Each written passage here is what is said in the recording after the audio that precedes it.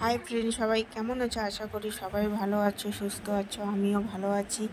তো আজকে আবার তোমাদের জন্য ছোট্ট একটা মিনি ব্লগ নিয়ে হাজির হলাম। তো সবার আগে বলবো, যারা যারা আমার এই ভিডিওটা দেখছো, প্লিজ অনুরোধ করব, পাশে থেকেও আমার চ্যানেলটাকে একটু সাপোর্ট করো। সবাই মিলে তোমরা সাপোর্ট করলে আমি কিছুটা এগিয়ে যেতে পারবো, আর তোমরা যদি না করো তাহলে আমি কি করে এগিয়ে যাব বলো?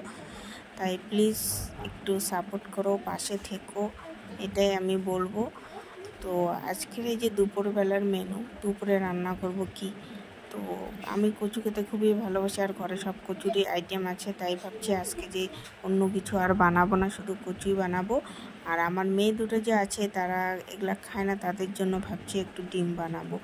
তো এই যে সবজিকে কাটতে বসে পড়েছি। তো এখন এদিকে আমাদের দিকে তেমন একটা গরম নেই, বৃষ্টি হচ্ছে, ওয়েদারটা ভালোই আছে, তেমন গরম আজকে নেই। তো রান্নাবান্না একটু ভাবছি আজকে বেশি করেই করব, গরমে বেশি রান্না করতে ইচ্ছা করে না। তাই এই যে আগে সবগুলো রেডি করে নিব, নেওয়ার পরে তারপরে একবারে রান্না করব, তাহলে রান্নাটা তাড়াতাড়ি হবে। তো বন্ধুরা, আজকে আমার এই ভিডিওটা কেমন হলো তো প্লিজ কমেন্টে করো, আর পাশে থেকো, আমিও তোমাদের সাথে আছি। তো আর বেশি কিছু আমি আর বলবো না, কারণ এখন কাজ করছি, তাড়াতাড়ি রান্না করব, তারপর নেক্সট ডে তোমাদের আবার ভালো ভালো ভিডিও দিব। এই যে আমার রান্না এই যে কমপ্লিট হয়ে গেছে। তো আজকের জন্য এতটুকুই। সবাই ভালো থেকো, সুস্থ থাকো। ওকে, বাই।